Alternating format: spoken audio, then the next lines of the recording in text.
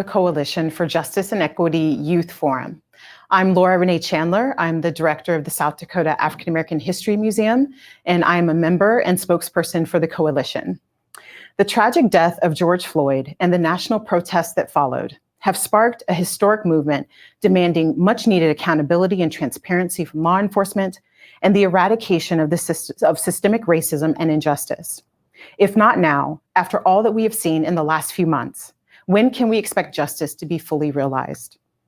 We have an incredible opportunity to collectively reimagine and rebuild the society that we have always wanted, one where community safety, equity, and accountability serve us all.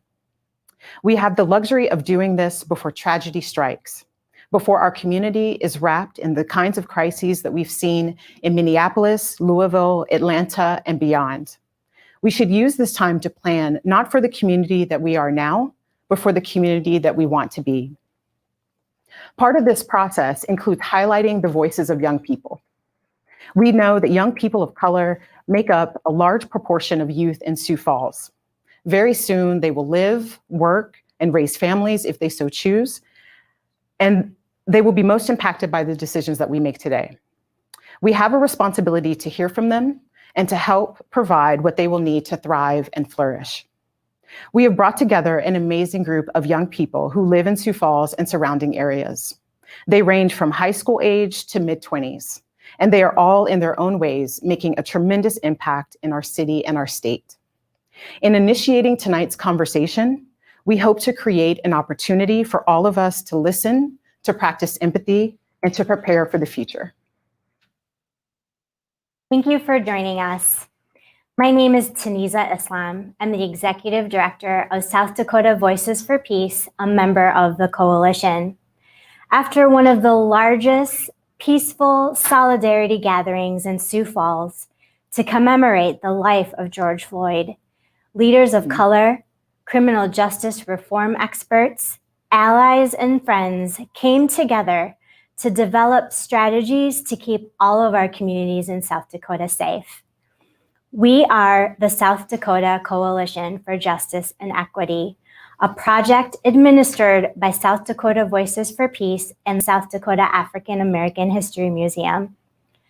As the majority of the members of our coalition live here in Sioux Falls, we have narrowed our scope to assess opportunities to strengthen community safety measures here and hope it will become a blueprint for communities across the state.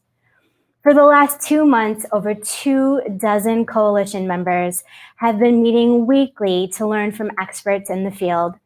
Thus far, we have heard from MacArthur Foundation grant recipients from the state, Minnehaha and Pennington counties, Minnehaha and Pennington County public defenders, community activists from Minneapolis, Campaign Zero, a national organization, and the Minneapolis Civil Rights Department.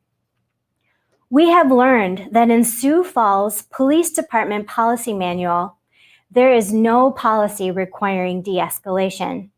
And out of the 7,035 911 calls made in the last 30 days, only 0.7% of these calls were to report or get assistance in a violent crime. We have also learned that over the last 5 quarters, 50 civilian complaints against the Sioux Falls Police Department have been lodged, and 0 have been upheld by the Internal Review Board. We have learned it's easy for the state's attorney's office to charge a minor as an adult, which strips minors from the protections they receive in juvenile court.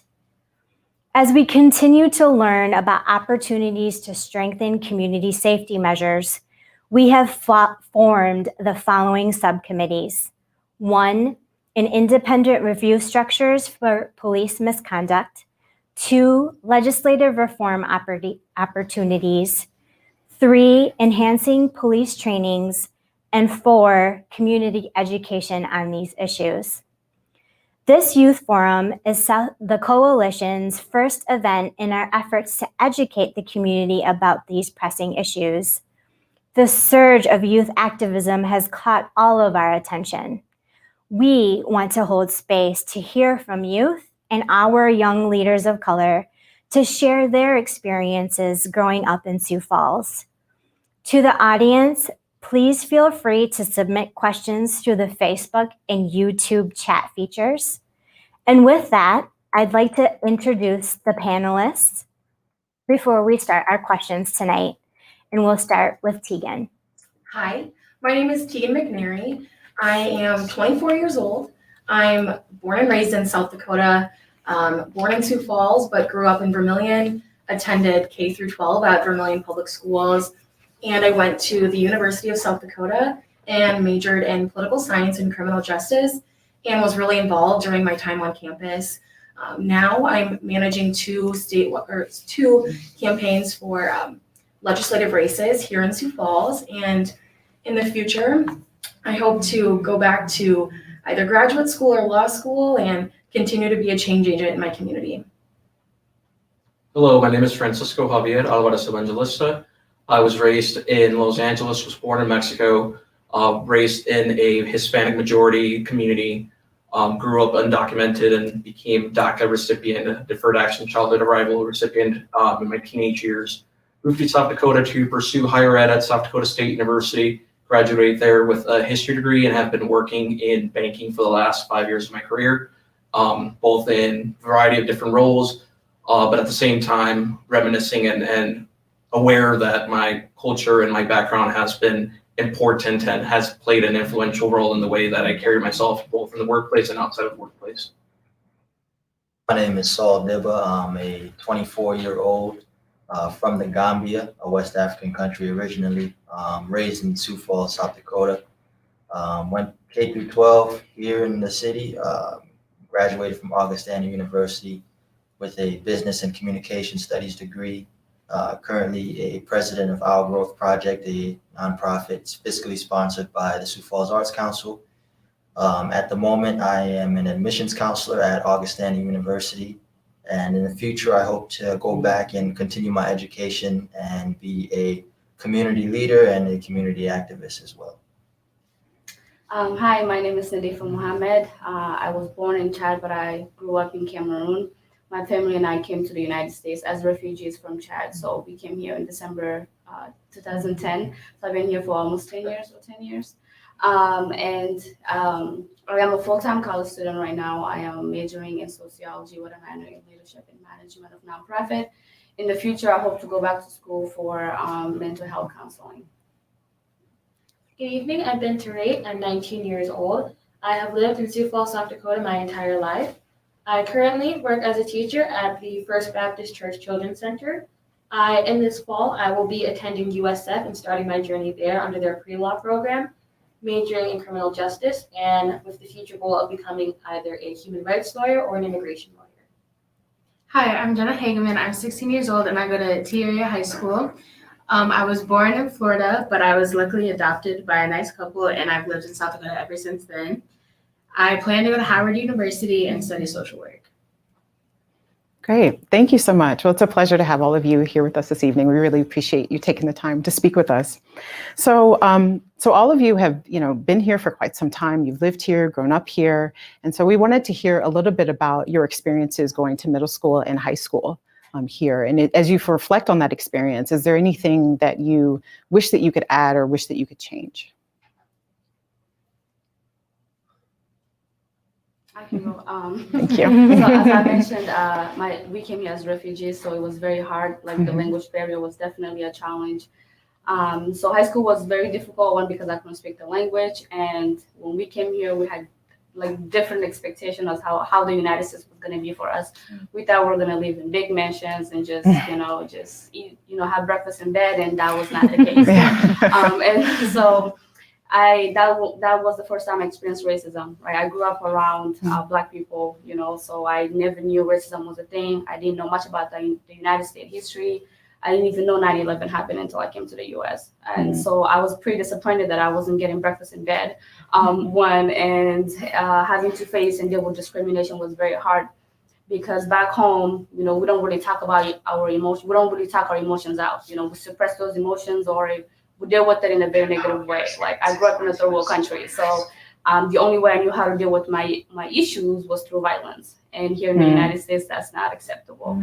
And so talking to counselors was kind of a weird thing, because why, and mental health in my community, it's so taboo. We're not really thought to just, seek professional help. We're just thought to just, pray things off. And so I tried doing that and it didn't work. And so I ended up being this angry high schoolers. I would get into fights. And so it was very difficult. And I was in ELL classes because I didn't speak English. So a lot of the students who were in ELL classes felt like they were dumb, because it was just for students it was only just African or immigrants or refugees. And so we felt like we were not smart enough. That's why we were in those classes. And so if I wouldn't change my experience, because I feel like all the bad and the good experiences made me who I am today. But if I were to change anything or maybe advise the school, is to make sure that ELL classes are more integrated, so that way the students don't feel so separated and from other students, because it just made us feel like just all the Africans were on one side, and so it just kind of made us feel like we were not smart enough to fit in with the other group. And but yeah, that was my experience going in high school. My experience is kind of the opposite side of that. So like I said, I grew up in Vermilion and went to school there, and so being Black in Vermilion was there were not a lot of Black people. There were a few other Black people that were in my school, a couple in my grade, and I was lucky for that. But I just remember, I think especially middle school and high school is when you start noticing that, I am different, and people start making comments, and you're worried more so about your appearance. And I remember my best friend and I would watch endless YouTube videos to try to figure out how to do our hair, for example, because people would make comments about that all the time, whether that was teachers, administrators, or students, and just trying to be funny about, you have an afro or whatever it might be. And when you're at that age, you're like, oh man, that really kind of hurts. And so I remember we would spend hours just watching YouTube videos to try and, try to figure out, I guess, how to assimilate or make ourselves feel we're going to be confident in this. And I remember a specific instance. I think I was in 8th grade, and there was another Black girl in my grade, and we were good friends. And we were in our library, and I don't remember why this student was upset with us, but she had made a comment as a dig, at least my mom's not white and my dad's not Black. And it was kind of that was a pretty direct example of somebody being, discrimination. And so, and the response there, I think, was the biggest issue.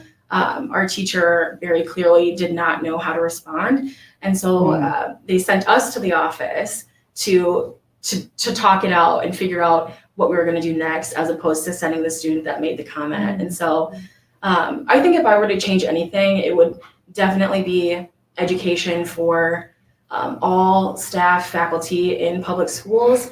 But also, I think inwardly, if I were to change something, it would be to know that, that being different is okay, and that I do have a place here, and, things get better, I guess, as they say. So. Well, my high school experience was pretty good. I was blessed enough to have a group of friends around me that was very multicultural and that was very wise, and just respecting others and who they are. My experience with discrimination because of race started a little earlier. The first time I was racially discriminated against, I was called the N-word when I was in kindergarten for the first time. And now I'm a freshman in college and still remember that. So that was the impact that had. And what you were saying about the afros and about your hair really touched base with me, because in middle school I used to have a huge afro and I would wear it out, and kids would constantly tease me. They would touch my hair without my permission. They would try to stick pencils or people in my hair. And when I would ask the teacher about it, they would just say, well, your hair is so big that nobody can see. That's why they're teasing you. You should move to the back or do something else with your hair, as opposed to telling the students, you should respect your personal space and not touch your hair. I think that that's a sad truth that a lot of people of color have to go through when they go to school and they get around other children who might not be as wise or who might be ignorant in the things about their culture and another person's lifestyle. And they tend to think about it. So if I were to change anything about my experience, high school is fine, but about specifically grade school and middle school, there would be personally, I would tell myself that I do not have to look like them in order to be accepted. I can be myself and that be fine. And I too would change the way that, if I had the power to, I would change the way the teachers handle those situations. And I would expect them more so to speak to others about respecting a person's identity and respecting their own personal space, as opposed to constantly blaming the victim for things that they don't really have too much control over. For me, I've always been like the only Black kid in my grade or just like in a classroom. So I've always experienced like a lot of subtle racism or like microaggressions. Like in middle school, it was mostly about my like skin or like my hair. People would say, oh, you look like Medusa whenever I had like protective styles in, or teachers would tell me that my hair is also distracting. And it's just like, that's my hair. I can't really help that. And then in like high school, it was a lot more blatant. I would hear the N-word literally every day. I'd be called the N-word. I'd be called so many other things. Like I've been called like a monkey and all that. And if I could change like one thing, it'd be that the kids were actually held accountable, because like, they'll always say these are like good kids, but if they're good kids, they wouldn't be saying this and being blatantly racist literally every day. I guess my experience was kind of different. I was fortunate enough to kind of like been to, I grew up in a refugee community. Like I grew up around, Sudanese, Ethiopian, Bosnian, Asian people of different, countries. And so I kind of had a good, I guess, experience as far as within the refugee community, because we all kind of stuck together. We had similar underlying experiences. And even in like school, I was kind of like the cool kid, the popular kid. Like I was always in sports, I was always, goofy, joking around with the teachers and the kids, just making people feel welcome. So I didn't really necessarily feel or experience a lot of racism directly.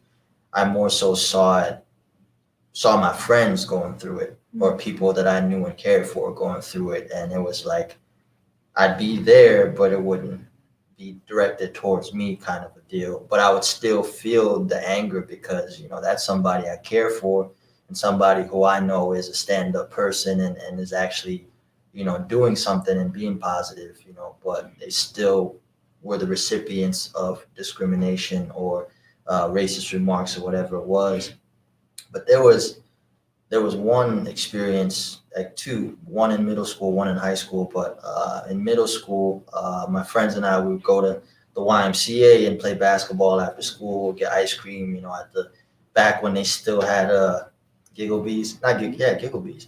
It was right down the street, so we'd get like, $1 ice cream cones. And we're walking back home one day, and we got pretty much like circled by, I think, like 4 or 5 cop cars, and automatically came out, guns drawn, because we fit the description. And we're just like, we just got done playing basketball, like we don't know what you're talking about.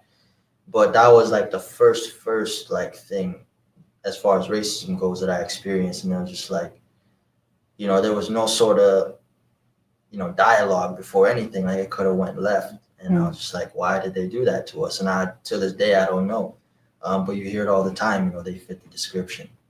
And in high school, I was waiting outside of our main office, just waiting for a teacher who told me to wait outside and they'll be right back.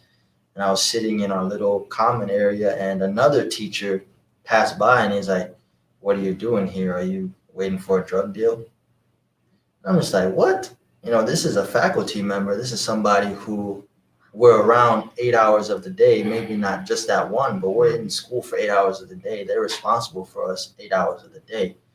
And for a faculty member, somebody who's supposed to be held to a high regard, saying that to a student, mind you, I had a 3.8 GPA graduating. I was on the honor roll every semester until I left high school. And, I was known around the school as, a good student athlete. I took care of business, and just to have that respect and then kind of getting sideswiped by somebody who I'm supposed to have trust in just kind of blew me away. And kind of the same sentiment as everybody else. I think that one thing that I would like to see change, not only in the education system, but in the community in general, is just more training on diversity, more training on how to deal with certain situations, and more training on how to be more inclusive as far as, these different groups of children and youth and community members to be able to feel more involved in the community, to feel more respected in the community,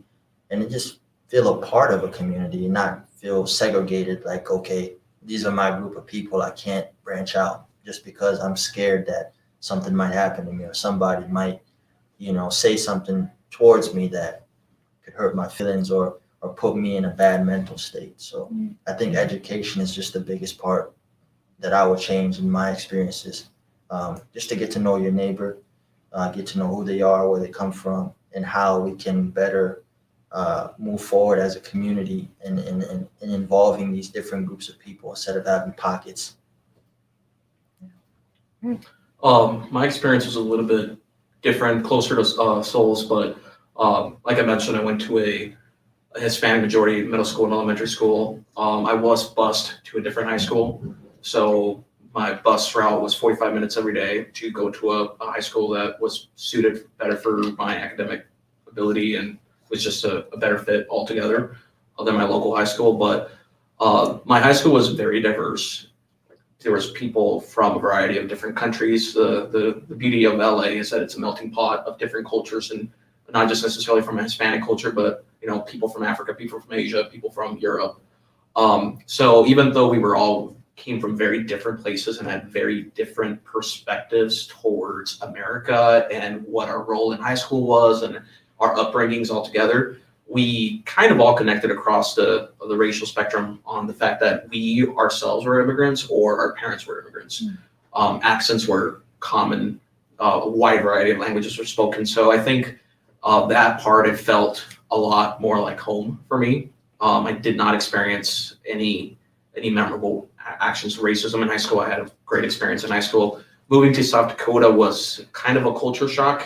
South Dakota State is predominantly Midwestern white school. So coming from a background where, I spoke Spanish growing up, don't look like everyone that goes to school there, was a culture shock. There was a lot of more situations where there was some microaggressions. There was a lot of curiosity as to what it was like living in LA, what it's like being Mexican, etc. But at the end of the day, it was one of those things that having different perspectives and different experiences growing up, opens your viewpoints and helps you view the world from a different perspective. And I think it continues to shape not just necessarily my life, but I think everyone who I encounter as well. So. Thank you. That's really powerful. So all of you referenced networks of support, right? So either friends who have a common experience, or family, maybe teachers, maybe not, or counselors. And so I'm just wondering, how have you found spaces where you feel like you belong, and what are those spaces? I think for me, I've been fortunate enough throughout my, adolescent years into my, adulthood.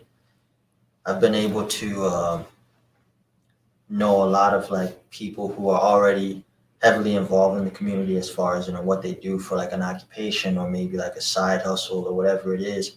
But I've always had a lot of mentors growing up, whether that was older siblings or a basketball coach, or somebody I volunteered with who happens to be older that had a similar experience.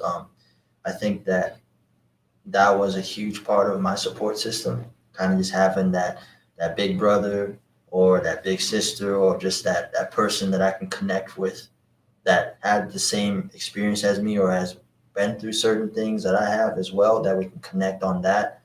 And obviously, friends were a huge, and still are a huge part of my support system. Just having those few people who think on the same frequency as you, as far as things you experience, ideas, concerns, just expressing your thoughts. Just having that group of people that you can kind of go to when you need to be consoled, or go to when you need to, express an idea or thought. So those were my huge support systems, mentors, and I'd say friends and family for sure. Yeah, I would agree with that. I think for me, it was family as well, and especially friends. And I think ways that I found those support groups, especially as I've gotten older. I remember in college, my freshman year, I had a lot of good friends that were on my floor, but not a lot of people that had the same interests in me as me, or especially had the same background as me, so had the same experiences that I did. And I remember the first time that I went to our diversity center on campus and found just a really strong group of people there that were continually learning, which is exactly what I wanted to be doing and needed to be doing as well. And also, like you said, bouncing ideas off of one another, people that you could go to when you needed support, or when you were upset or frustrated or had a new idea. And I think with that, different staff and faculty and administrators within that space as well have been huge for me. But yeah, I think that's really where I found most of my support, and have carried that with me even outside of college. I think friends are probably in the same scope here, that they play the biggest role in your everyday life. I have been a big supporter of bringing the diversity, equity, and inclusion conversation to everywhere you go. I think it makes sense for us to be around people who are like you and who appreciate you and who love you. But at the same time, the circumstances of life, whether it's your employer, where you go to church, the nonprofits you participate in, you'll encounter people who don't have the same background, who don't have the same perceptions or perspectives as you do. And I think it's very important that you find allies in those places as well. So I'll give you an example in the workplace, especially if you work in a large organization and your organization does not have any sort of multicultural or diverse group in any capacity. I think you should, bring the question, especially if you feel comfortable, to form one, not just for the social aspect, but I think they're, as a group, people make an impact and change policies and change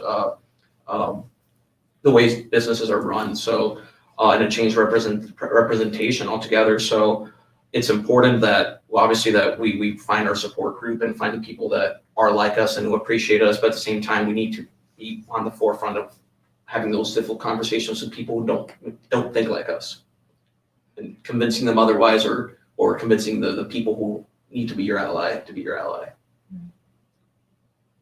In high school, my support systems were like my teachers. I graduated from Washington High School, so the teachers there are more like they had experience working with like immigrants and refugees, and because it's more like Washington was very diverse, and it still is one of the most diverse schools. Yeah. And so like my teachers, Mrs. Hanson, Mrs. Green, Mr. Severson, like I'm just gonna name all of them. And just a few, Mrs. Blair, like they were honestly like, I don't know, if it wasn't for them, like high school would have been extra difficult, but they made me feel comfortable. It was easy to talk to them about my struggles and stuff like that. But in college now, my support systems are more like the Board of Regents, President Don, and Silka Henson. She's basically my second mom. Every day she asks me like, how's my day? What can I help you with? Even like with this interview, like, do you want to practice? Like, she was just giving me this positive energy, before I come here. So I have been blessed with so many positive people. I can call Tenisa any time of the day. Like, she's always like, hey, you can call me. I'm just like, I won't dare call you because you're always busy. But so I'm blessed with the people around me. And like, as far as places, I feel like the most places where I feel comfortable is like the places where I go to often. So like my work, school, maybe stores. I don't really go, like when I go to a new place, I feel very uncomfortable because I'm not familiar with the place. And if I'm by myself, I feel extra uncomfortable because I'm like very scared that somebody's gonna come and say something or snatch my hijab. And because I have had that happen, but it was a friend who did that, and they thought it was funny, you know, and I took it very personally because it's, you know, you're kind of violating my privacy here, you know. So and I have that in the back of my head almost every day that somebody's gonna do that. And so the places I feel most comfortable are the places that I go to often, you know, and that in places where I know somebody there, somebody that makes me feel safe in those places, those are the places I feel safe. Right. Thank you. For me, it's a little bit different since I was raised by a white couple in a very white town. But at my old job, my boss saw like one of my water bottles and I had like activism stickers all over it. And she's like, hey, I think there's this group that you would really like, and it's called South Dakotans Against Racism. And that was like the best thing that ever happened to me. Like, even though I am like the youngest person there, which is kind of weird sometimes, but they all just made me feel like so accepted. And we even created like the youth chapter of it. So we have South Dakotans Against Racism Youth. And then they also helped me create All Students Welcome at my school, which is for literally anybody who wants to come, people of color, people in the LGBTQ community, people with disabilities. Literally everybody can just like come and like say like how they're feeling and their experiences, so we can also have a support system through that. So my support system I found in my church. It is currently called Deeper Walls Family Church. It used to be called Friendship Baptist. It's the first African American church to be settled here in Sioux Falls. So growing up, I grew up in a multicultural family. My brothers who I grew up with are my half brothers. Their father is from Laos, so they're half of Asian descent. And my mother, her father is Native American and Irish, so she is very light toned. My father is Sudanese, so I'm the only dark one in my family. So a lot of people would make jokes that I was adopted, or they would ask my mother if she was babysitting me for someone. And then my friends, even though I was blessed enough to have a very multicultural friend group, I was still the only Black person in it.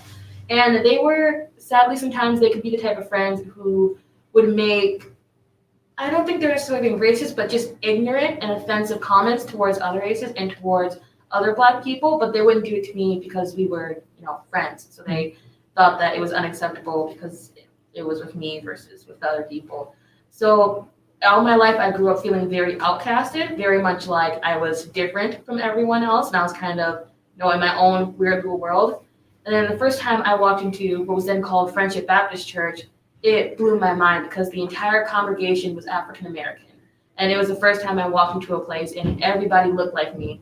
And we're so diverse. Everyone comes from a different place. There are some from Chicago. There are some from California. There are some from North and South Carolina. There's from everywhere, and they have all different types of, you know, backgrounds. They have all different types of interests, but they all embrace God and they all embrace their race. And that was incredibly important to me, to be able to find a place that, you know, looked at me, had the same beliefs as me, and encouraged me. So every step of the way in my life, they have been, you know, just backing me up, whether it be from my interests to my schoolwork to, you know, what I want to be when I get older. They have been my, you know, backbone of my support system. Great. Thank you.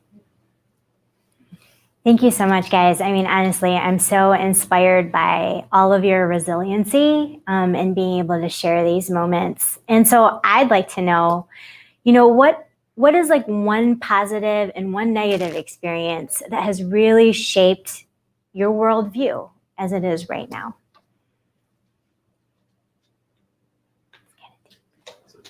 Great question. Yeah. I could share one positive thing, and it's a little bit politically driven, but mostly because of the person who inspired me. President Obama's signing of Deferred Action Childhood Arrivals, which, you know, was almost 8, 9, 10 years ago now. It was just a little background for those who don't know. It's a not necessarily a path to citizenship, but a kind of a waiver, and it's a program available for people who are undocumented within a certain age range and with a certain without any criminal background or limited criminal background to enroll and have the right to work. So a program like that allowed myself and allowed hundreds of thousands of other people, immigrants of a wide variety of backgrounds that did not make the, you know, the consensus choice of immigrating undocumented to America, to have the same right and opportunity as everyone else. The program is, politically attacked by a lot of people, but has opened up opportunities for, like I mentioned, a lot of people. It gave me the opportunity to go to school, and it gave me the opportunity to actually get a job legally in the United States. So it's been incredible. It's influenced the way I view life. One thing that the biggest impact I guess it makes is that I think representation matters in everywhere and every place you go. I think people of color need to have a seat at the table. They need to have a seat at the table at the bank. They need to have a seat at the table at their church, and their voices need to be heard. Like I mentioned earlier, not everyone will ever be your ally. Not everyone will ever understand your background, but people's voices need to be heard. And the fact that I have a voice because of that program has, changed the way and gave me light in the way that I chase my dreams and I chase representation. Negative thing that has happened to me, I was pulled over twice in the last 7 years of living in South Dakota. I was told by the person who pulled me over, I was speeding, mostly because I did not know what the speed limit was. It's I-90 and it's kind of hard, especially when you're in city boundaries, to know what the speed limit was at that point. Got pulled over, and one of the first questions that I received, granted I was scared, but one of the questions I received was, did you steal this car? Because did not have a license plate. It had the little sticker from a new purchase. I had started my career less than 4 months before that. I was still very new to Sioux Falls. I had moved for work here, and I was not necessarily offended at that moment. I did not feel scared, but it was one of those questions that to this day has, made an impact on me. And I think about it a lot. I think about, if I was any other age, if I was any other race, if I was, if it was not me, would I still receive that question? And it makes me, the one thing it taught me is before I say something, I think about what I say to others. Will it be misinterpreted? And is that my question rooted in any way, shape, or form in racism or pre-consensus perceptions of others? So yeah, those are my two experiences.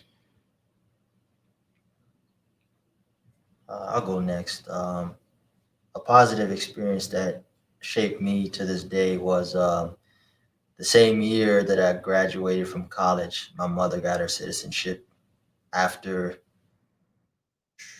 19 years in Sioux Falls.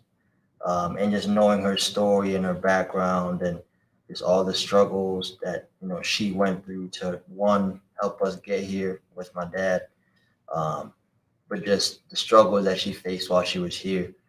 She worked at Smithfield plant for 19 years. Up until that point, she worked for 19 years, and that's the only job she had, just due to her educational background and circumstance. And seeing a lady who barely could speak English and had such a little academic background persevere and get her citizenship, something that she's wanted to do since she came to the United States. And just to see the look on her face, it kind of made me toughen up as far as how I view life and how I go at life. Like, if a lady like that can accomplish something of that nature and still keep pushing forward and still raise a family of 12 kids and still work and provide, and what's my excuse type of deal. Like, I have no excuse. No matter how hard I get it, it's nowhere near her struggles. So I always kind of use that and put it in perspective as, just keep grinding, keep going, persevere. There's better days ahead. So that kind of really helped shape my attitude on life as far as going after what I want and just being diligent and just grinding for it. A negative experience that changed my worldview was in high school. I was on the football team for 2.5 years, but I knew majority of all the football players, and I was friends with a lot of them. Hung out with them outside of the sport, outside of school. And one day after school, I was sitting on my desktop computer, and I had my front door and screen door open at the same time. And my father was in the living room watching TV. And, out of nowhere, I just start hearing like people yelling, just like yelling. Like, I'm like, what's going on? So I, step out on my front porch, and it was actually a group of, 4 or 5 kids that I knew personally, or like right around the corner from my house, just racially attacking another African American man just around the corner, calling him the N-word, calling him all kinds of names. And I'm just like, what? Like, I know you guys. You guys actually, you were supposed to be my friends. I didn't know this side of them. And then seeing that, just kind of shaped this, view that I had. Like, no matter how good you are to people, no matter how stand up you think you are, no matter how respected you think you are, the people that you built that allyship or friendship with, just know who you're dealing with. Like that was an experience that just hurt me, because like I really respected those kids. I been to their houses, things like that. And after that, I couldn't be friends with them anymore, because it was just that experience of like racism, and it just threw me way off, and it kind of made me more attentive to how I interact with people, and just really getting to know who that person is before I choose to give them my everything. And so, I mean, yeah, it's kind of made me more defensive, I guess you can say, but in a good way. I'd much rather not have to deal with that than get into the relationship so far along and then finally figuring out that that's how that person is. So I guess that's that. I would say for me, my negative experience in college, I had the opportunity to intern in the state legislature, which overall was a really good experience. And I was so excited to be there. I, was wanting to do everything I could to make sure that I was doing the best job I could as an intern, and staying late and getting there early and everything like that. And I think that I was well respected as an intern. But I remember there was a piece of legislation that was going through regarding ethnic hair braiding at the time, and like licensing requirements for ethnic hair braiding. And I wear my hair natural, and I always have worn my hair natural. But I remember being in a room of legislators during one of their committee meetings, being called up or called upon to answer a question. They were talking about this bill, and they were like, well, yeah, I mean, people are saying that they have to travel to Minneapolis or Omaha, like the texture of ethnic hair, it's just really coarse and dry, and that, oh, Tegan, can you come up here and talk to us about this? And I just remember being like, oh, like I was so excited to be here based on merit and based on like my ability to work hard and to do a good job here. And in that moment, I just felt like it was like my experience there was so reduced to the color of my skin, which maybe sounds silly, but it was a hard experience for me. I mean, I was like, I don't have the answer to these questions. I wear my hair naturally. Like, it sounds so silly, but who would call, an intern up to answer a question for quote unquote the entire Black community. But so, I think that was just a good or a hard reminder to me that, people are always going to see your skin color, and regardless of merit sometimes, and regardless of how hard you work in other things, that can always be, something that will be like the first thing that people see about you or notice about you. And then I think in terms of positive experiences, while I was in college, I had the opportunity to go back to my middle school and work with some students that were there, and they all happened to be young women of color, and they were struggling in school, not academically, but just getting along with teachers and getting along with other classmates. And I think that opportunity to kind of step back in time almost and mentor these students and work with these students and help them understand what I couldn't and didn't understand at that time, that they did have a place here and a purpose here, and their thoughts and feelings were valid. Just to know that you can have that impact, even if you don't feel like you're this person that could come in and change things for people, like you definitely can. So that was a really positive experience for me. My positive experience is kind of related to your negative experience. So my braider was actually the one who like requested that bill so they didn't have to get their license to do that. And getting my hair braided for the first time was like really cool for me because as a kid I was always told like my hair is like bad, like it's always like knotted and like I should get a relaxer, which I did before, which was so bad. Yeah. But so when she braided my hair, I was like, whoa, like my hair is really cool. I don't have to, you know, straighten it every day. I don't have to look like the little white girls in my grade. I can be my own self and go off and just get my hair braided like this. And then my negative experience was my freshman year in my geometry class. A group of boys behind me, like, they started talking about me for no reason. I was just doing my work. And they were calling me the N-word and a monkey and saying that they wanted to get slavery back and everything like this. And my teacher was like this far away from me. Like he could obviously hear this all like, and then me and my mom brought it up to the principal and he was like, okay, we'll handle this. And he said that he went around talking to students in that classroom, the teacher, the students I said that. And he was like, oh, these are all great kids. They would never say anything like that. And it's just like, why would I make that up? And that experience just kind of showed like, even if I have all of this evidence, even if I say like, this is what happened, I still don't get justice. And that's like the same way for so many things. And it's just kind of heartbreaking.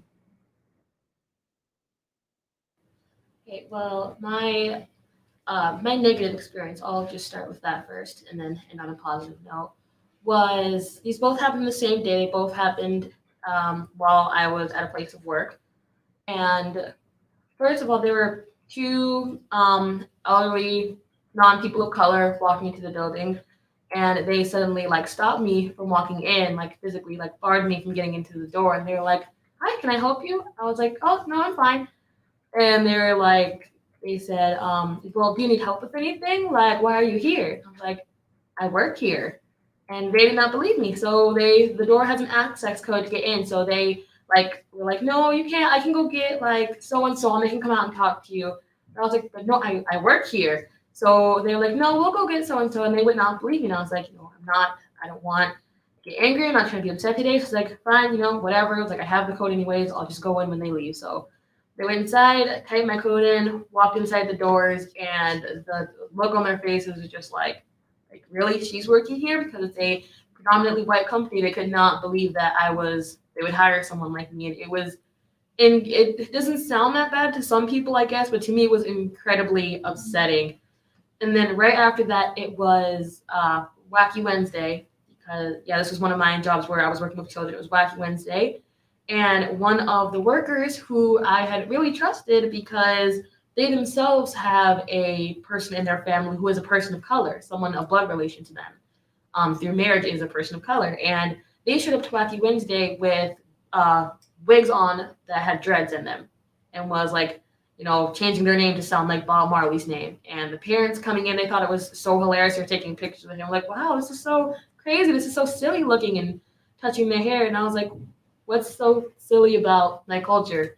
It felt very attacked, and I was before I would have felt ashamed, but with events have been happening lately, I've just been feeling more and more upset, like things like this are allowed to slide, and I feel like I can't speak up on them because I'll feel like I'm being dramatic. I'm just blowing things out of proportion when, in fact, they have my culture on their head and they're calling it wacky and calling it silly, not just for themselves, but also in front of children that they have influence over. So now when those children see my hair and they see my natural hair, my afro, they always call it like silly hair, like poofy hair. I'm like, no, it's just me. So that changed my worldview, because it made me realize that ignorance is an incredibly powerful weapon, and that here in Sioux Falls, we are ridiculously guarded up. We have a lot of predispositions about people who we've never met before, and we think we understand what's happening, and we're so confident on it, but in reality we don't. That too is an incredibly dangerous thing. And my positive, honestly, was just meeting God. I'm going to be talking about my religion a lot during this. Sorry, it's a very, very large piece of who I am. And it really just opened my eyes to everything, because growing up, my mother was in a bunch of different religions. She was trying out being Buddhist. She was trying out Wicca, trying out all these crazy things. And when my sister and I moved with our grandmother was when we were first introduced to Christianity. And I was just so shocked that someone could love like that through, just literally saying everything that is wrong or everything that I thought was wrong with myself, and the whole world would tell me, like, you're weird, like, you're different, you're an outcast. He was like, no, I made you for all of that, and I accept you for all of that. And, growing up, when you hear the story of, like, Jonah and the whale, I don't know if anyone else kind of grew up around the church, you hear that a lot. I was always told that Jonah was scared to go to Nineveh, and that's why he ran away, when, in fact, if you don't actually read the story, when I got older, it was because he was mad at God because he knew that God would forgive Nineveh for all of the wrong things they were doing. He's like, you're too nice. You're always eager to forgive people. You're always eager to give them a second chance. That's why I don't want to go, because I don't make a fool of myself and say, like, God's going to punish you for this, and then you're not going to do it. And that just really inspired me for the career that I want to go in. Is I want to take doors that society and that people have told to others that is closed to them, and I want to give them access into that and say, no, they don't have the right to close that door for you. You get to go and, live your best life. You get to come and have the career you want. You get to go to the school you want. You get to come into America and live life to the fullest. One of my negative experiences in high school was when I first got into a fight. I swear I was a good kid, but I was just a struggling child. But I got into a fight because this girl made fun of me, but it wasn't even anything serious. She made fun of me, and I got angry, and I acted on my anger. I gave her a concussion, and then I thought she died because she wasn't responding, and it was serious. And so then I knew that I had to somehow have control over my emotions, and how important it is to know and practice emotional intelligence and have control over that. And like I mentioned, that's the only way I knew how to handle issues. And so it was very difficult for me to even, because that entire day I was just very upset, and I was just tired of being bullied for having a strong accent, for wearing the clothes that I was wearing. And so this girl said something silly, and all my anger just went towards her. And mind you, this was the last period. Like, if she didn't say that, well, no, let me not blame her. I'm gonna just keep quiet. But yeah, so that shaped my entire view on life, and knowing that, like, I am a Black Muslim woman in America, and how that fight can just ruin my entire life. And so I knew that I can't do that here. And so I changed. And let me tell you how I changed. So there was an incident that happened with my neighbor, and she is confusing. One minute she's all for Black people, the other minute she's racist. So she would always make fun of my mom for having an accent, and all my family for just being Black. She would say comments like, go back to your country, your mom or your parents should learn how to speak English. And so instead of being so angry and, like, cussing her out or fighting or anything, I said, well, like, the reason why some people have accents is because they're bilingual. I was like, well, you're proud about cussing my mom out in one language. She can cuss you out in 7 languages. And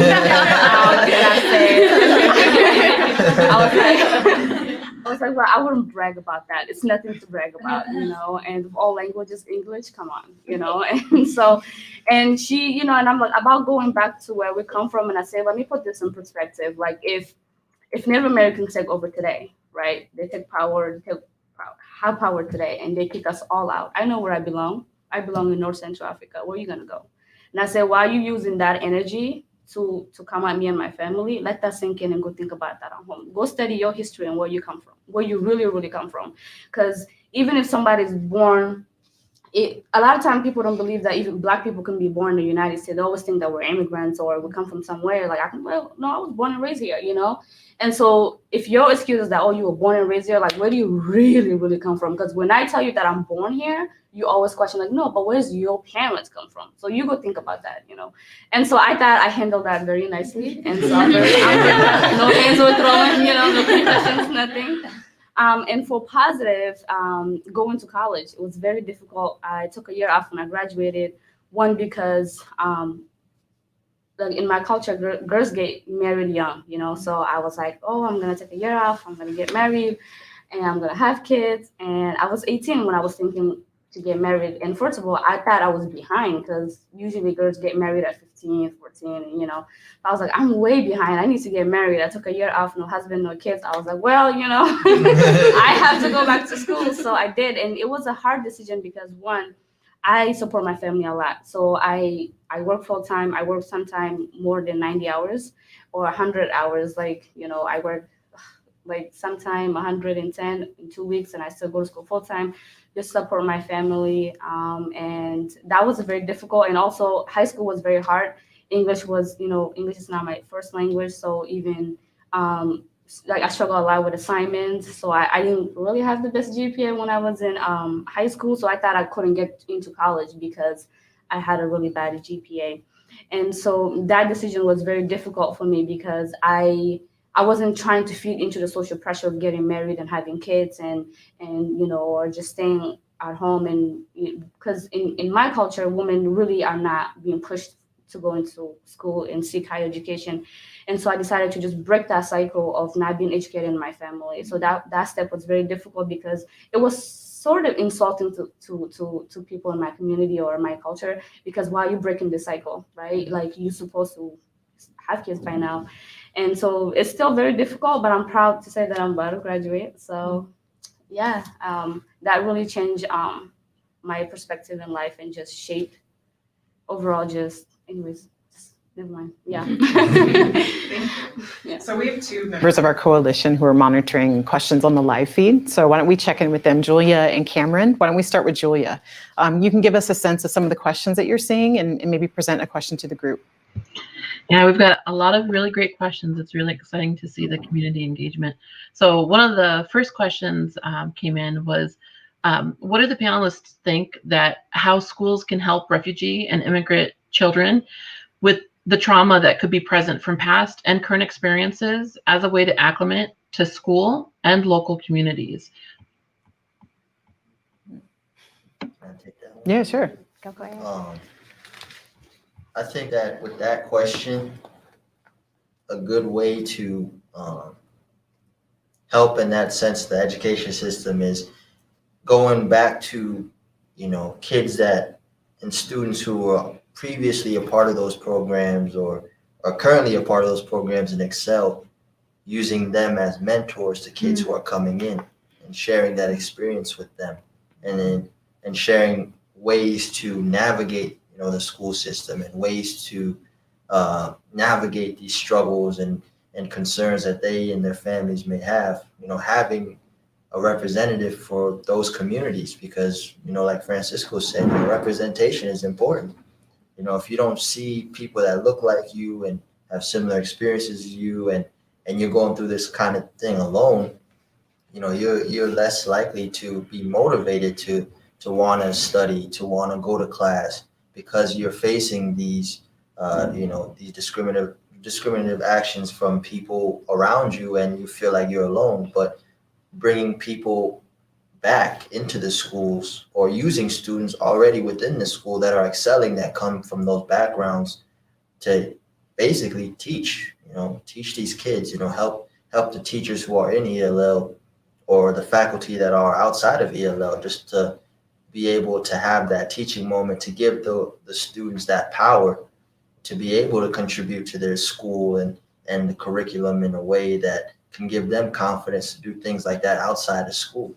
I think that's huge, you know, just to have past students who have been through that same process, who have been through those same struggles and those same situations, to come back and share their success stories and share ways on how to navigate, you know, these everyday issues, these everyday problems that these refugee and immigrant kids go through, and just to show them that it's possible to get out of that moment. Because I feel like, you know, you're in it for a little bit, and then you're able to go forward after that. But just giving them that light, you know, that person that holds that beacon of light, you know, to show them the way, and to collaborate with, you know, faculty and administrators, and you know, share experiences in ways that maybe that help them get to where they are, and just have like a cohesive network, you know, students and faculty, and bounce off of each other, and really, you know, get those kids to where they need to be,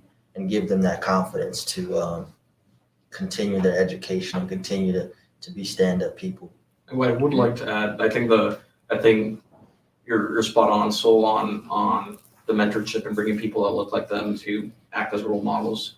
But at the same time, we also need to highlight the differences and beauty of the world and our cultures. We need to appreciate, we need to learn more about others, and sometimes knowing people that come from a different place is the easiest and fastest venue to learn about a different culture and to learn how to appreciate it. So my high school, for example, we had a cultural night where surprisingly, to people then, now as an adult, I'm not surprised about it, but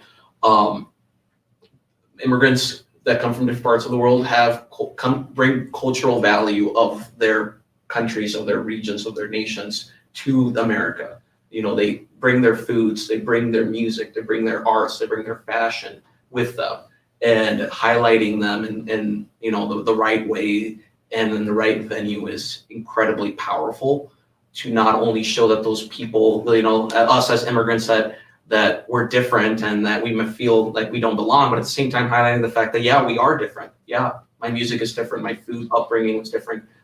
Personally, for example, I love lime. People think it's like I add lime on absolutely everything. I get so much criticism from friends whenever I go to a restaurant. I'm like, I will put lime on everything. And guess what? I love it. And that's, you know, that's a cultural upbringing that I have from my quarter of Mexico. And, you know, everyone's going to come with their differences. Everyone's going to come with, you know, different perceptions. But at the same time, let's highlight the beauty of the arts and cultures of everyone else in the world together. Great. All right, how about Cameron? Why don't we see what question you have for the group? Hi, yeah. So many of you mentioned microaggressions, and although we may be aware of what that might be referring to, many may not know what that actually means and what microaggressions are, and they may not have the intention, have bad intentions toward a minority. So many questions were kind of focused around that. And what would you suggest white allies do if they want to support anti-racism? I would say get educated. I mean, I think far too often the burden is placed on people of color to do that educating. And sometimes that's okay. You know, I mean, sometimes it's fine for me to be in a space and say like, oh, actually this, but in a world that is as connected as it is now, a simple Google search or two can really get you a lot of really good information on how to not be racist. So yeah, I mean, I think education is huge. If you think the question's uncomfortable or difficult, you probably shouldn't ask it. You know, that's, I think, sometimes holding back is okay in terms of the questions people ask. They'll preface it by saying, I think I'm going to ask a dumb question. I'm going to ask a difficult question. Just don't. You're probably better off holding it back and Googling it yourself. Is this an appropriate thing to ask, or asking someone that you know closer, or, you know, or just thinking about it over time. You know, just be thoughtful. Yeah. Think 5 seconds before you speak on race and gender and everything that's different from you. I definitely agree that education would be the best way to go. I believe that, well, I don't like to generalize people, but I would say that people who are not a part of the POC community or persons of color, they oftentimes will say, well, you know, what can I do? What can I do? What can I do? And as you said, it's just as simple as a Google search. And not only educate yourself, also educate your children. Because as someone who has worked in childcare for the majority of my, you know, short time working as being an adult, it's not, it's still hurtful when children ask certain questions, though we know it isn't intentional. Of course, as teachers, people of color know that children, for the most part, are not being intentional with the way they are, but they ask a lot of interesting questions that can be very hurtful to their teachers. And it would be a lot easier if parents would educate themselves and educate their children on this, because Sioux Falls especially is such a melting pot of all different kinds of cultures.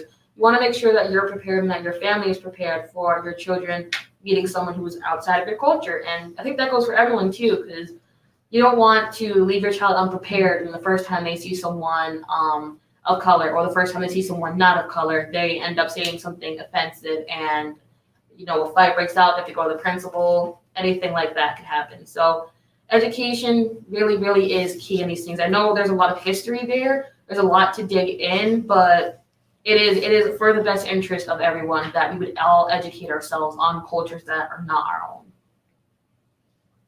I think they also asked for some of the examples of microaggressions.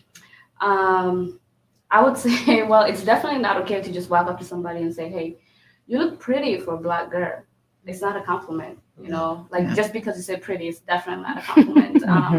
Oh, you look pretty without your hijab off, or if my friends see me without my hijab for the first time, like, "Oh my God, your hair is so pretty, you should wear your hair." No, it's not a compliment at all. So, but I don't mind when people come up and say, "Hey, this is gonna be stupid," but just the fact that you're asking, you acknowledge that it's stupid, but you want education. I'm willing to help you. I'm willing to help you really understand. It's stupid, but just hey, let's just have this conversation. All right.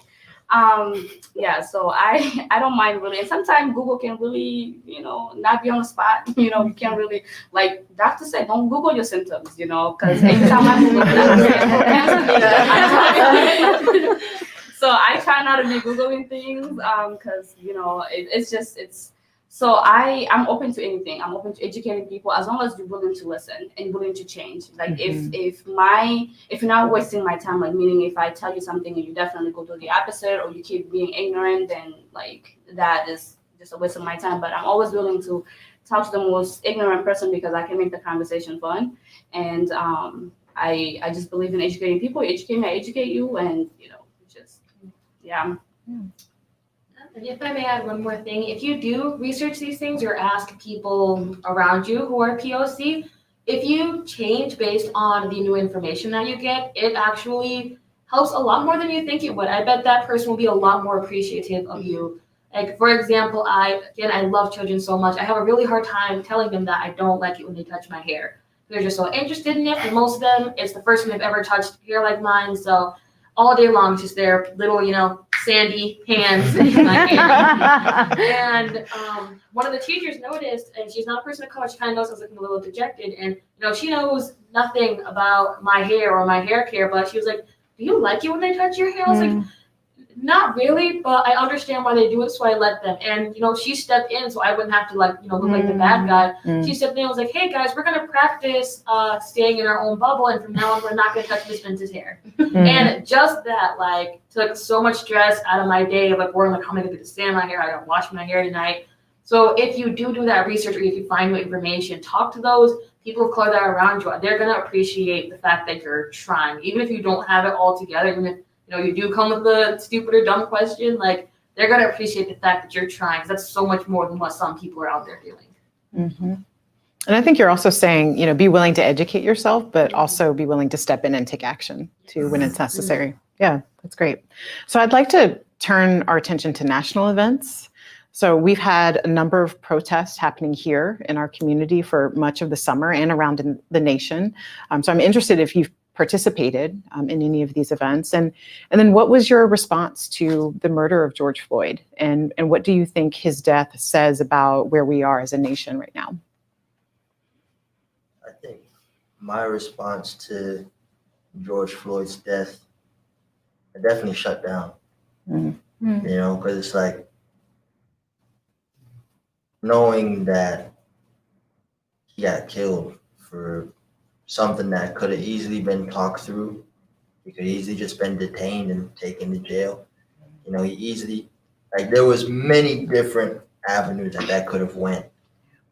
But the fact that it ended that way, and the fact that when these deaths do happen, and social media is powerful. It's a constant. Every scroll is that thing, that death, that tweet, of that person's death. And most of the time it's horrific. And knowing that I'm a young Black male, majority of my friends are young Black males. I have nephews and nieces that are young Black kids. And the fact that could happen to them at the drop of a dime, just from a misunderstanding, that it could just be done from there. It's like just seeing that constantly, it was like a heavy toll on my mental, because I know that at any point in time, no matter how successful I am, no matter how nice I dress, no matter what car I drive, no matter how much I try to show that I'm a good person, that could still happen to me. Mm-hmm. And it's just due to the fact that it's my skin color. I'm looked at differently than a lot of people just due to the fact that I'm a young Black male and my skin color is stigmatized in history, you know, and the fact that a lot of people have these, you know, predispositions of people of color, and a lot of them aren't willing to change. So it's like, for me, I definitely shut down, but to see Sioux Falls come together the way it did, and just the nation in general, of people just sick and tired of seeing the same thing, going through the same motions and nothing is changing. And then people of all different backgrounds, ethnicities, gender, whatever you want to name, you know, just people of different backgrounds in general, were just there for each other, because it's like, what next? Who's next? You know, when will this change?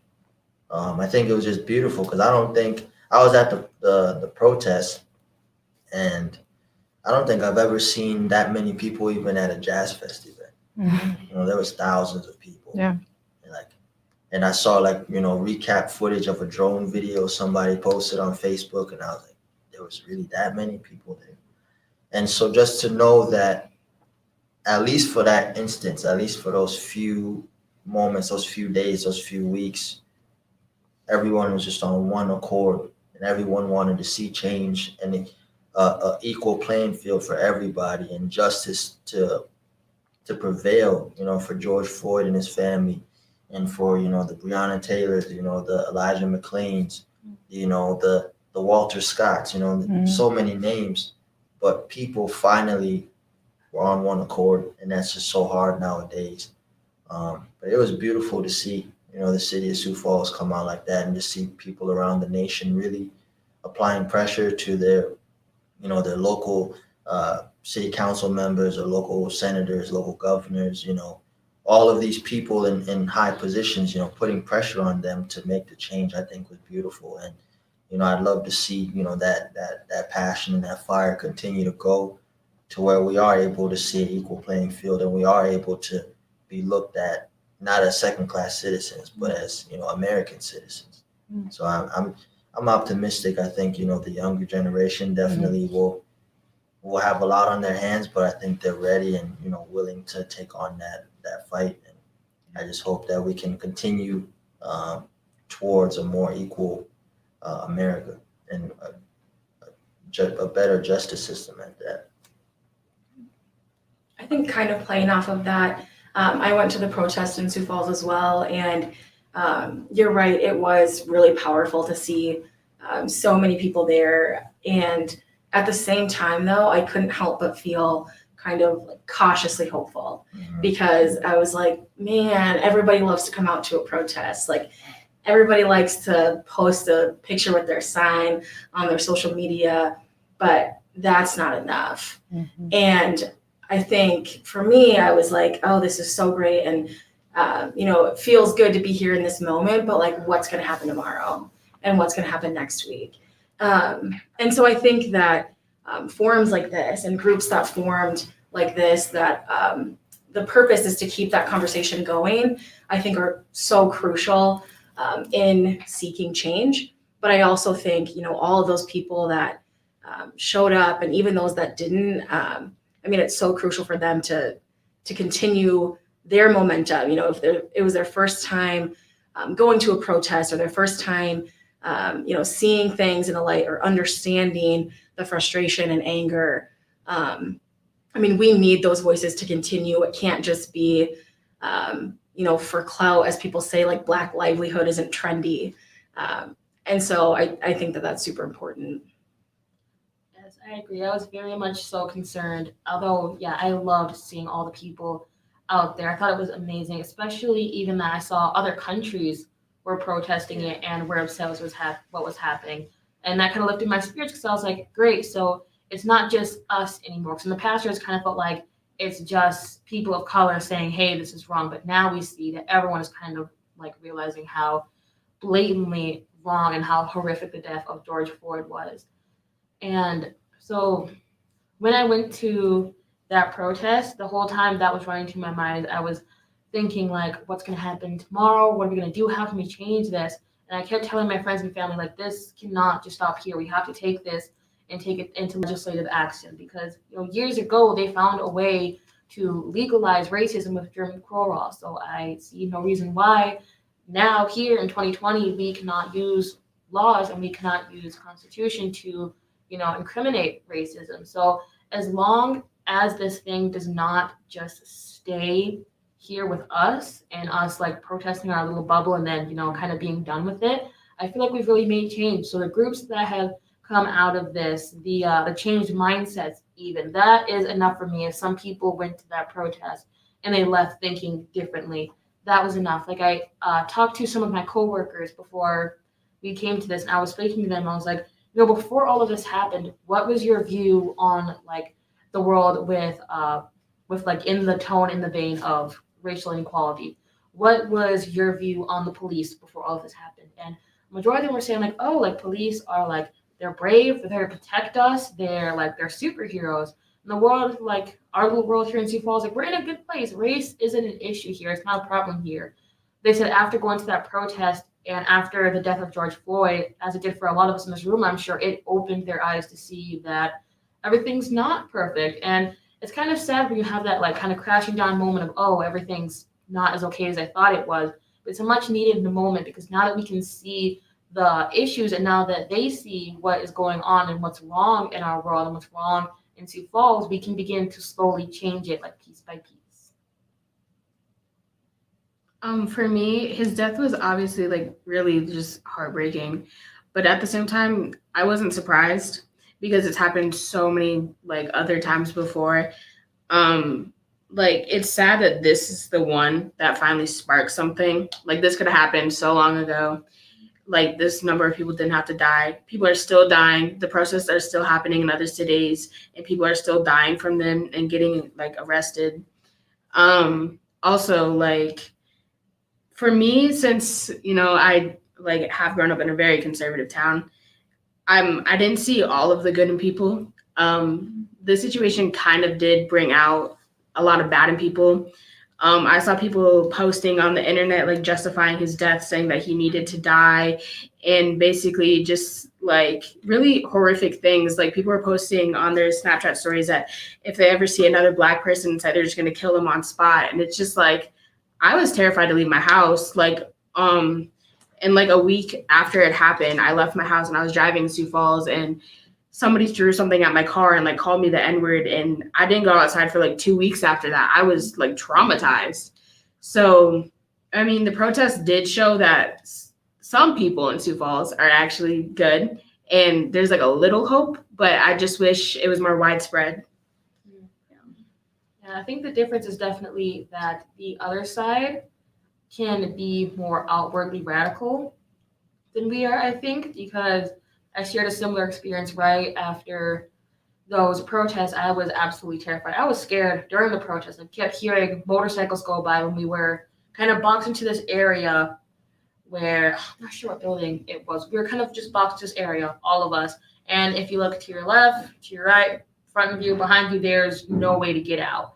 So when I heard the motorcycles go by super duper loud, people were like shouting slurs at us. All I could see in my head was, I'm not sure where it happened, but there was a protest. There's a video of it that was circulating on Twitter and Instagram where multiple times people would drive their cars right into the protest and kill the protesters. That is all I could see going through my head. And the thing is they're so violently radical that it's kind of traumatizing. And I wouldn't be surprised if there are some people who didn't go out or who won't go out again because they're so afraid of being able to speak out because of how violently radical the other side of this is. I actually didn't even watch the video. I think I watched the video 2 weeks after it happened. I haven't watched I it. still haven't watched it. And the reason why is because, like I've seen, videos of police brutality, and I know what that does to my mental health. So I just didn't want to watch it. But then I was like, oh, this is everywhere. This is trending. So what's so different about George Floyd, right? So I'm at work and I watched the video, and I was in mixed emotions. I was so upset. I was sad, and I just, I'm like, okay, why am I this upset though? Like, because the other ones were so upsetting, but the way he died was not that the other ones weren't painful, but just the fact that this, law enforcement was just kneeling on his jugular vein, and here he is with his hand in his pocket, just chilling, just listening to this guy saying, I can't breathe. And what made it worse was the other officers, right? That were just there standing, and it's like they're listening to just calm music. Like they were just so, I just felt like how can you let this happen, right? And so that really made me mad, because if three other officers can watch this happen, how about the other ones? The hundreds of officers. So it was worrisome, because I have, I'm Black. I have a lot of, my family, and I was worried about my friends. And every time I hear somebody get pulled over, like any of my friends or my brothers, like I'm always worried about them. And so I just lost it, and I didn't know what to do. But the protest was definitely something it was very powerful. I actually wasn't expecting a lot of people, to show up like that, because we had protests here before and not many people showed up. And I just figured, oh, okay, well, we're in a conservative state. What can we expect? Like maybe 100, it was definitely more than 100. I was in tears, just the amount of people that showed up. One, because a lot of people showed up during the pandemic, so that says a lot, that this, was this situation. Like people just showed up during the pandemic. I was like, oh my God, how can you? People even brought their kids, because they couldn't find babysitters, and they just felt like I have to be there. I have to show, mind you, my non-racist neighbor was there. So that says a lot. So yeah, it was very powerful. I'm glad I went, although I was scared that I was gonna catch the Rona and like pass it on. But I was like, I have to be there. Like this, I just can't stay at home, and I just didn't know how, like, what actions to take. So that was the first action that I took, and I was like, okay, well, this is what I'm gonna do. And then I just gathered a few like youth, and we just made a video. I was like, okay, well, express your emotions. How do you feel about this? And so we made a 3-minute video, and yeah. Thank you. Well, we're getting really close to time. So just for one last question, I'm gonna ask Benta to offer advice to the next generation of youth from your vantage point. Well, first of all, I want to say that I am incredibly proud of Generation Z and all that you guys have been doing. The way that your generation, even as children, well, not all children, but as kids and young adults are standing up for what you know is right, educating yourself, that's a lot more than what adults now will do. So I commend you guys a lot. Then secondly, I would advise you to love others from a place of, I know what it's like, or I understand how hard it must be to be in your shoes. I find that when working with children, I apply this to everything, because children, though they are obviously at a different emotional state than adults are, children grow to be adults. And I feel like we need to apply the same policies as we do from children to adults, and empathy and discipline.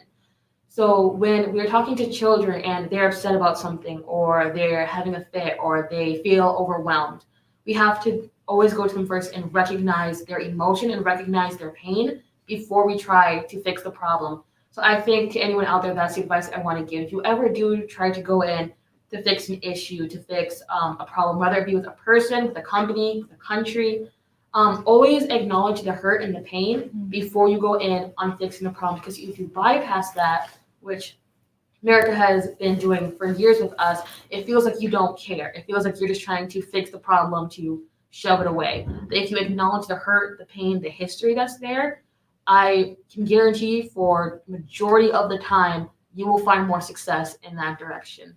And another thing is just to be happy. As hard as it might be in times like this, there is almost nothing more important. There are very few things that are more important than your own happiness and your own health. Okay, we only get one chance at this life, and it is a shame to look at graveyards and imagine all the people who wasted that time just belittling themselves and believing all the wrong things that were said to them and believing all of the hurtful comments that were said to them. I want the next generation to know that you are perfect, you are amazing. Yes, there may always be room to improve, but you yourself are enough and are worthy of love and are worthy of life. And yeah, I hope you carry that with you for all of your life. That was beautiful. that was beautiful. Thank you. You guys are all amazing, and you give me hope. You give me hope for Sioux Falls. You give me hope for where I know this community is headed, which is becoming more inclusive. Sometimes we have to push those doors open. Sometimes they open easily. And I have a lot of hope that this crew right here is going to be able to do both. I appreciate all of you. I appreciate your courage today and sharing. With so many people in Sioux Falls, I think, Jenna, you mentioned how people think race is not an issue here. Race is an issue everywhere. Like, there's no place that is immune from issues of race.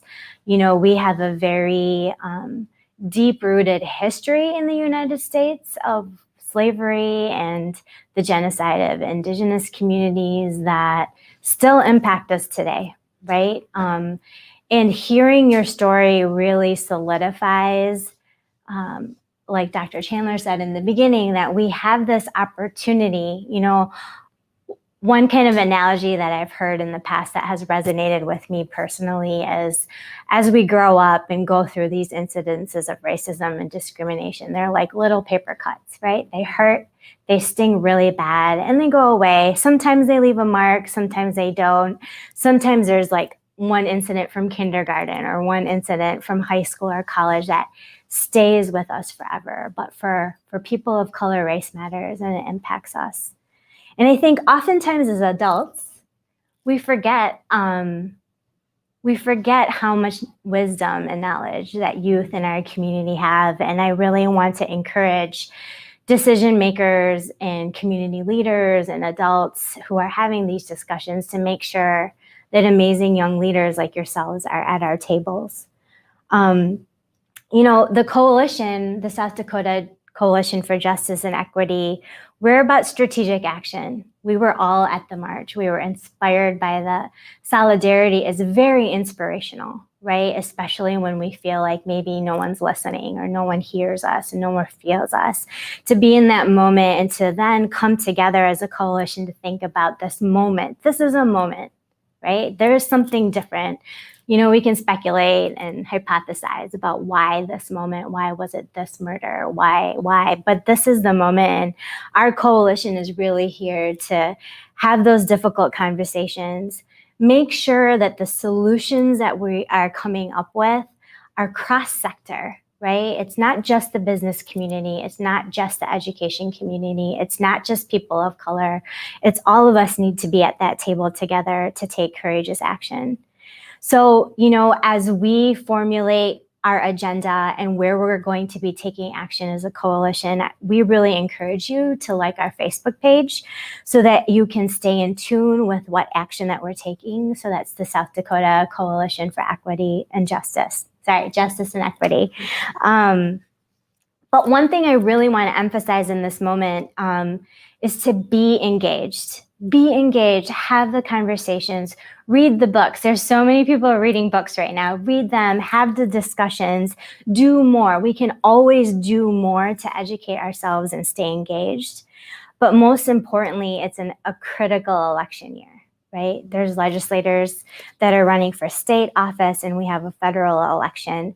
And the only way we can make change, and from my perspective, is when collective action is working in unison with getting decision makers elected who fit these platforms, right? And so if you're interested in finding out who are those people in our community that align with what some of the things that we're talking about.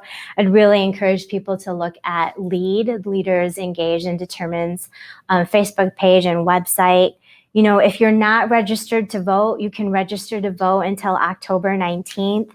If you're worried about COVID, you know, as we all should be worried about COVID, get your absentee ballot. There's nothing holding you back from getting your absentee ballot. And you can vote from home starting September 18th, and we have some information on the screen for you here. And if you want to learn more about absentee voting and voting in general, how to get a ballot, all of those things, please check out South Dakota Voices for Peace's website. We have resources that are multilingual, as well as ACLU South Dakota to stay engaged. And most importantly, invest in local journalism, right? Invest in local media. Invest in our local community. You know, we can see what impact local elections have, right? And how they can impact our day-to-day lives. And start reaching out to decision makers, people who have been elected and people in positions of power. Reach out to them when you disagree and when you agree on what's going on, right? They work for us. Right? So let's make sure that our voices here don't just stay here, but make sure that the decision makers know how we feel about what's happening in our community. So thank you, Dan Card and Think3D, for your technical assistance in running such a smooth show tonight. Thank you for the viewers for staying engaged and asking amazing questions. We'll look through them and see what we can tackle offline. And most of all, thank you, panelists, for your courage in sharing your stories with us tonight. Have a great night, everybody.